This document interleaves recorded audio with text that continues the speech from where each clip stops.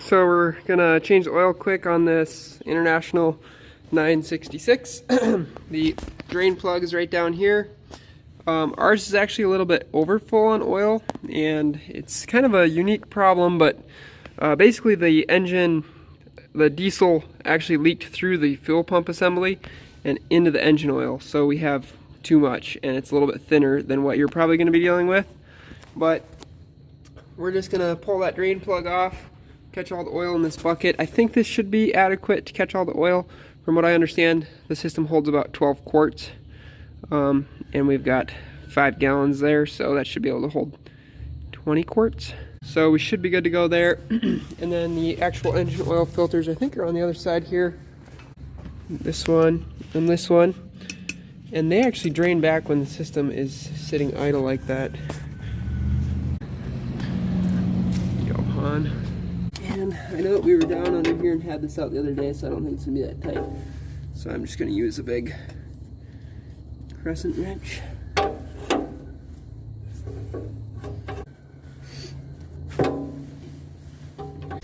See if I can hold on to the drain plug here. I'm keeping upward pressure on it as I take it loose, and we shall see. If your oil is overflow, there's a pretty good chance that it may have coolant in it. But you can see that's not really what we got going on here. It's nice. It's not boogery or milky looking. It's just clear and cold and thin. Your oil should be probably a little bit thicker than that. Ooh, I might be putting this back in.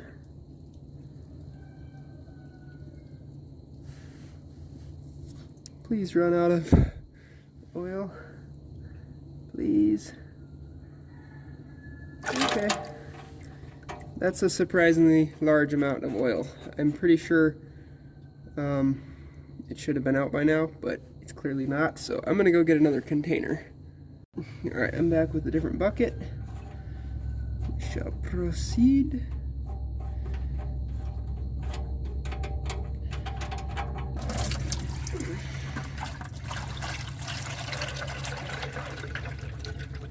Oh my goodness, that's a lot of fluid. So yours should not have this much oil in it. I don't think. Okay. Finally petered out, and we've got, this bucket is at least a quarter full. So we'll just let that continue draining. I'm going to leave the plug right here, and then we can remove the filters and get the new ones stuck on. So as far as engine oil type, from what I understand, you can use SAE 30, but only in the summertime. It's winter here, and we get pretty cold weather, so we need to run an oil that's going to be a little thinner when it's really cold. The other kind of option would be a 10W30 like this, but this would not work because this is only for gasoline engines. You need something that is rated for diesel engines, so we're not going to use that stuff there. This right here is a 15W40, which is another engine oil that, from what I understand, a lot of people use in their 966 tractors, and this would be good. The CJ4 is kind of what you would be looking for, and we've got just a little bit in this jug, but we have lots of this other 15W40 Traveler brand, so a little bit more basic oil. But it does list specifically that International Harvester diesel and gasoline engines are fine with this oil. So I think we're just going to go ahead and use this stuff. Another thing to consider is we're probably going to change the oil on this tractor again some point pretty soon, since it had, you know, diesel running through there.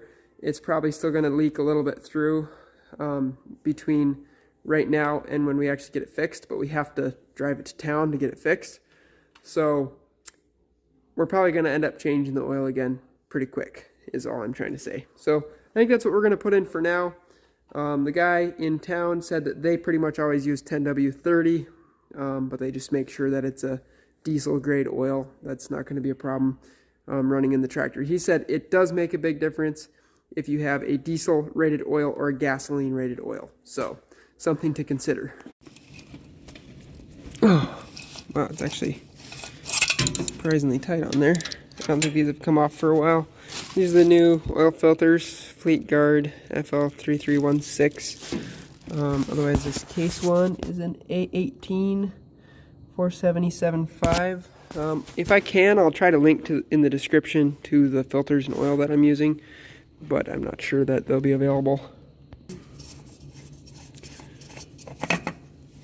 Not very messy the way that these drain back. Looks nice and clean in there.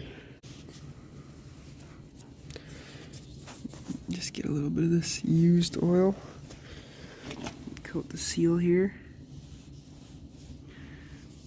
You want to do this to prevent the seal from sticking to the engine. I'm sure all of you guys know that already, but do it anyway.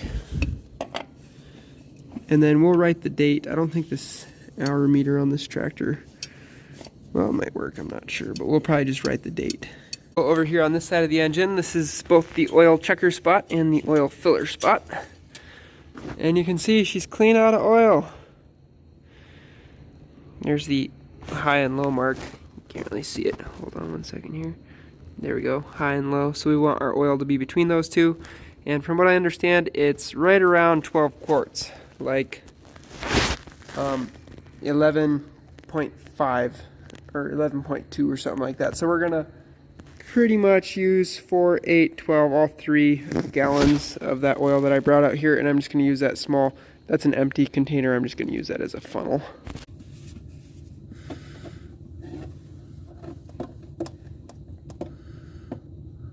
It's kind of a tight fit. I had to cut a notch in the jug, but doesn't look like it's spilling, so proceed.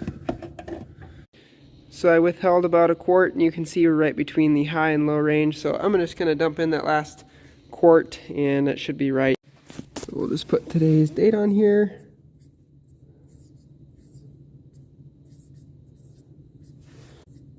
And then we know that that's when those were changed, and yeah, should be pretty much it. I got to put the cord on it and let it warm up for a while before I can start it, because it's not super warm today. That's what I was doing with this one. They've just got like a block heater. Same thing on this one. Nice thing about this tractor compared to this tractor is this one has to burn diesel exhaust fluid. So this one is definitely better than that one.